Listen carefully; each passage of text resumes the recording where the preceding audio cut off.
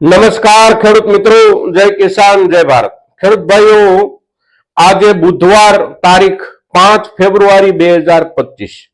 હવે છેલ્લા 3 થી 4 દિવસ દરમિયાન બજેટ પછી જુદા જુદા છાપાઓમાં અને મીડિયાઓમાં બજેટ પરના મુદ્દાઓની ચર્ચાઓ થઈ રહી છે અને એમાં એક મુદ્દો આપણા ખેડૂતોની સામે જલ્દી આવતો હોય એવો મુદ્દો છે આપણા કૃષિ ધિરાણની મર્યાદામાં સરકારે વધારો કર્યાની જે જાહેરાત કરી છે આ મુદ્દો।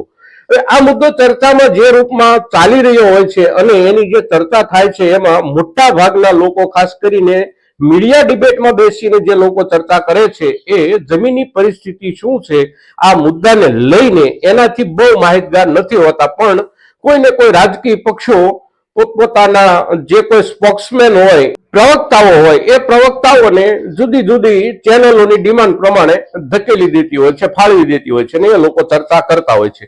હવે 5 લાખ રૂપિયા સુધીની આપણા કૃષિ ધિરાણની મર્યાદા સરકારે આ બજેટના હિસાબથી જે જાહેર કરી છે 3 લાખની જગ્યાએ 5 લાખ। આ મુદ્દો આપણને ખેડૂતોને કેવા રૂપમાં લાગુ પડી શકે અને કયા ખેડૂતોને લાગુ પડી શકે આ બાબત બહુ અગત્યની છે।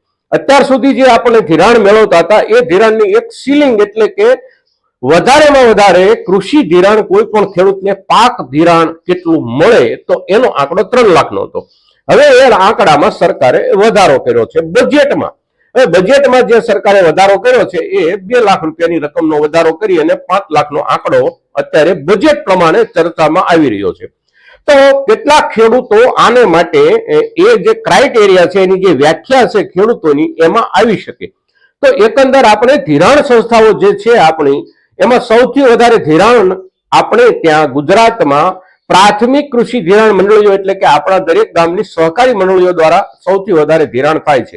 કુલ ધિરાણ જે કઈ થતું હોય એમાંથી 80% જેટલું ધિરાણ આપણે ત્યાં સહકારી મંડળીઓ મારફત થાય છે, બાકીના 20%માં તમામ બેંકો આવી જાય છે, રાષ્ટ્રીયકૃત બેંકો હોય કે પ્રાઇવેટ બેંકો હોય, પણ 80% જેટલું ધિરાણ આપણી સેવા સહકારી મંડળીઓ મારફત થાય છે। હવે સેવા સહકારી મંડળીઓ મારફત જ્યારે 80% ધિરાણ થાય છે ત્યારે મહત્તમ ધિરાણ આપણે મંડળીઓ મારફત ગણી શકીએ। તો મંડળીઓ પ્રમાણે જે આંકડાઓ છે એ આંકડાઓના હિસાબથી જોઈએ તો મોટા ખેડૂતની વ્યાખ્યા જે છે સરકારના હિસાબના ધોરણે, તો મોટા ખેડૂતની વ્યાખ્યા એટલે કોઈ પણ ખેડૂત વ્યક્તિગત રૂપમાં પોતાના નામથી, પોતાના પરિવારના નામથી 3.20 હેક્ટર જમીન ધરાવતો હોય, એટલે કે 20 વીઘા જમીન, અગર તો 20 વીઘાથી વધારે જમીન જે ખેડૂત ધરાવતા હોય એ ખેડૂતને મોટા ખેડૂતની વ્યાખ્યામાં મૂકવામાં આવે છે અને આ મોટા ખેડૂતોને અત્યાર સુધી મહત્તમ 3 લાખ રૂપિયાનું ધિરાણ મળતું હતું। હવે એમને માટે 5 લાખ રૂપિયાના ધિરાણની સરકારે જે જાહેરાત કરી છે એ જાહેરાતને આપણે જે સમજવાની છે એ એવા રૂપમાં સમજવાની છે કે સરકારે એ જે સીલિંગ હતી 3 લાખની, એ સીલિંગમાંથી મુક્તિ આપી અને 5 લાખ સુધી ધિરાણ કરી શકવાની વાત છે સરકાર પાસે। સરકાર એટલું ધિરાણ આપશે જ આપણને એવું નક્કી અત્યારે નથી। જે વાત છે એ એવા પ્રકારની છે કે સીલિંગમાં વધારો થયો છે। હવે સીલિંગમાં જ્યારે વધારો થયો છે ત્યારે હવે નવેસરથી આ ખેડૂતોને કેટલું ધિરાણ મળશે એ કોણ નક્કી કરે? તો એને નક્કી કરવા માટે નાબાર્ડ નામની કૃષિ ધિરાણ સંસ્થા, દેશની જે સર્વોચ્ચ નાબાર્ડ નામની કૃષિ ધિરાણ સંસ્થા છે, એ સંસ્થા વિસ્તાર પ્રમાણે, વાવેતર પ્રમાણે જુદા જુદા રૂપમાં આમાં વધારો કરશે। એટલે દરેકે દરેક ખેડૂત કે જે મોટા ખેડૂતો અત્યારે 3 લાખ રૂપિયા સુધીની મર્યાદામાં ધિરાણ મેળવી રહ્યા છે એમને દરેકને 5 લાખ રૂપિયાનું ધિરાણ મળશે એવો કોઈ કાર્યક્રમ સરકાર પાસે નથી। સરકારે સીલિંગમાં માત્ર વધારો કર્યો છે। હવે 3 લાખ જેને મળતું હતું આ લોકોને 3 લાખ ને 50,000 આપવાનું થાય છે કે 3 લાખ 60,000 આપશે કે 4 લાખ રૂપિયા આપશે કે પૂરેપૂરા 5 લાખ આપશે, આ નક્કી કરશે નાબાર્ડ। અને નાબાર્ડ નક્કી જ્યારે કરશે ત્યારે નક્કી કરવા માટે એના આધારભૂત સાધનો જે હશે એ હશે સૌથી પહેલા વાવેતરનો વિસ્તાર, બીજા ક્રમે કોઈ પણ વાવેતર જે ખેડૂત કરે છે એ વાવેતરની પાછળ અત્યારે પાક ધિરાણના રૂપમાં કેટલી રકમ નક્કી થયેલી છે। ધારો કે કપાસ છે તો કપાસના વાવેતરમાં 1 હેક્ટરે કેટલું ધિરાણ મળે, એની સામે તલના વાવેતરમાં કેટલું મળે, બાજરીમાં કેટલું મળે, દરેકમાં ધિરાણની સંખ્યાની જે રકમ છે એ જુદી જુદી હોય છે। શેરડી જેવા લાંબા ગાળાના પાક છે તો એમાં સૌથી ઊંચી ધિરાણ મર્યાદા હોય છે। તો શેરડી જેવા પાકમાં અંતિમ તબક્કા સુધી રકમ પહોંચી શકે છે સાથોસાથ મધ્યમ પાકો જે કાંઈ હોય, મગફળી હોય, કપાસ હોય, તો એમાં વધારો જે કાંઈ થાય એ વધારો જુદા પ્રકારનો હશે, શેરડી જેવા પાકનો વધારો જુદા પ્રકારનો હશે, સાથે સાથે તલ, બાજરી આ બધા પાકોનો વધારો પણ જુદા રૂપમાં છે.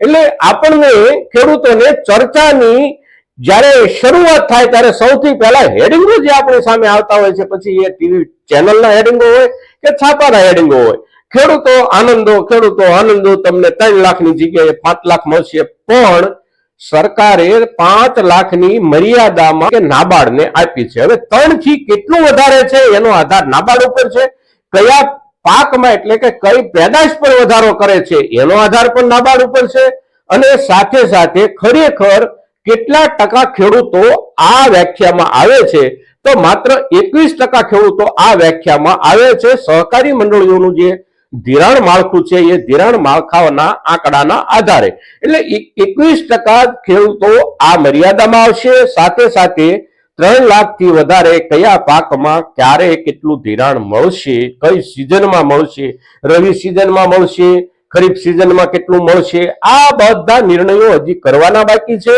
અને એ નિર્ણયો કરશે નાબાર્ડ. હવે નાબાર્ડ જ્યારે આ નિર્ણયો કરવા બેસશે ત્યારે સરકારે હાઉસની અંદર બજેટમાં જે વાત કે જે ચર્ચાઓ કરી હોય એમાં કશું નહીં હોય, કે સરકારે જે ચર્ચાઓ બજેટની બેઠકમાં કરી હોય એ સિવાયના મુદ્દાઓના આધારે નિર્ણય લેવા છે.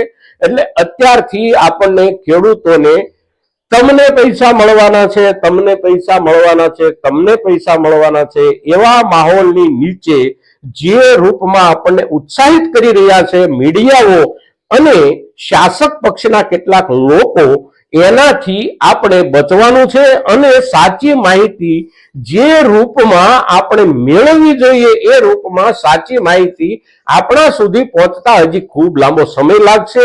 નાબાર્ડ કેવો નિર્ણય કરે છે અને જે તે નિર્ણયની કેવા રૂપમાં અમલવારી કરે છે, ક્યારથી અમલવારી કરે છે, આ બધું અત્યારે બાકી છે. પણ આપણે ખેડૂતો મોટા ભાગે કાયમ આવી ચર્ચાઓ અને આવા પ્રોપેગેન્ડા એટલે કે અપપ્રચારોમાં આવી જાય અને અતિ ઉત્સાહિત થઈ જતા હોઈએ છીએ મિત્રો. તો બજેટમાં જે કાંઈ ચર્ચા આપણા ધિરાણના આંકડાના વધારાને લઈને ચાલી રહી છે દેશની અંદર, એને અને વાસ્તવિક જમીની પરિસ્થિતિને સમજવા માટે હજી લાંબો સમય લાગશે. સાથે સાથે અંતમાં એક વાત કે બજેટ કોઈ પણ દેશનું હોય કે રાજ્યનું હોય કે આપણી નગરપાલિકા કે ગ્રામ પંચાયત કોઈ પણનું હોય, બજેટ ક્યારે નાગરિકો માટે બનતો દસ્તાવેજ નથી. બજેટ એ જે તે સરકારને પોતાના આંતરિક સંચાલન માટે નાણાં ક્યાંથી મેળવવાના છે, સમાજના કયા વર્ગ પાસેથી કેટલા પૈસા લેવા છે એનો દસ્તાવેજ આ બજેટ છે. અને એ બજેટમાં જે સરકારો પાછળના સમય દરમિયાન જે રૂપમાં જે વર્ગ પાસેથી નાણાં લેતી હોય એ નાણાં લેવામાં ક્યાં ઘટાડો કર્યો અને ક્યાં સરકારે વધારો કર્યો, આટલા પૂરતું જ આપણને નાગરિકોને લાગુ પડતું આ તંત્ર હોય છે. બજેટ નાગરિકો માટે નથી બનતું, બજેટ બને છે સરકારના સંચાલન માટે. આટલું આપણે યાદ રાખવાનું છે.